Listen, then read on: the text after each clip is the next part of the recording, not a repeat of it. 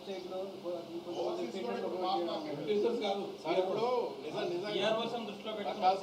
చెప్పండి, నిజంగానే వెబ్సైట్లలో యూట్యూబ్లలో మీరు ఇంటర్వ్యూలు ఇస్తే అమెరికాలో టికెట్లు తెచ్చుకున్నారు. అదే అలా ఏమి దేనికి తెగవండి. ఇప్పుడు ఆ లెక్కన ఇప్పుడు ఆ లెక్క నెలకి 15 సినిమాలు రిలీజ్ అయితే వారానికి 2 వేసుకోండి, నెలకి 10 సినిమాలు రిలీజ్ అయితే ఎన్ని సినిమాలకు ఓపెనింగ్ వస్తుంది? వాళ్ళు చెప్పేది మీరు చెప్పేది ఏంటంటే వాళ్ళకి ఇంటర్వ్యూలు ఇస్తే మీకు అమెరికా టికెట్లు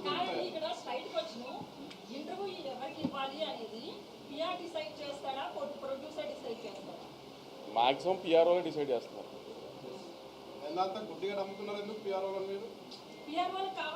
ఇప్పుడు సినిమా అనేది ఒక్కొక్కటి ఒక 10 మంది కలిసి చేస్తే సినిమా, ఒకళ్ళే చేసే సినిమా కాదు కదా.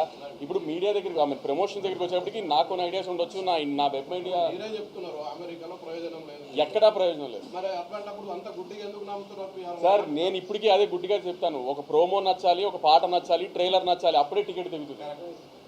ఇంకేం చేసినా టికెట్ తగ్గదు. మిగతా అన్నీ నేను చాలా ఇంటర్వ్యూలో చెప్పా, పలానా డేట్కి మా సినిమా వస్తుంది అని చెప్పడానికి చేసే సోర్స్ ఆఫ్ మీడియానే ఇంటర్వ్యూస్ కానీ యాడ్స్ కానీ అన్నీ. దానికి పిఆర్ఓలు వీళ్ళకి చేయమంటే అలా చేస్తున్నాం అంతే. ఏదైనా కంటెంట్ నచ్చకుండా మీరు ఎన్ని ఇంటర్వ్యూలు ఇచ్చినంత మాత్రం ఓపెనింగ్ తేలేమో, కంటెంట్ నచ్చితే మీరు ఇంటర్వ్యూ ఇవ్వకపోయినా ఓపెనింగ్ వస్తుంది. మరి నేను మళ్ళీ చెప్తున్నానండి, నాకు ఎవరి మీద పగలేదు, గొడవ పెట్టుకోవాలని నేనేం రాలేదు. మీరు మా జాబ్ మేము సినిమా తీయటం, మీ జాబ్ మీరు రివ్యూలు రాయటం, అది మీరు చేశారు. మేము దానికి ఎవరం ఏమీ కామెంట్ చేయలేదు. ఆ రోజు సాయంత్రం ప్రెస్ మీట్ పెట్టినప్పుడు ఎవరం కామెంట్ చేయలేదు.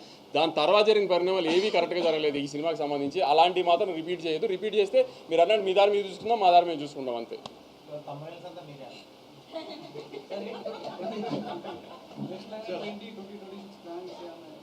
చాలా మిగతా ప్రొడక్షన్ మొత్తం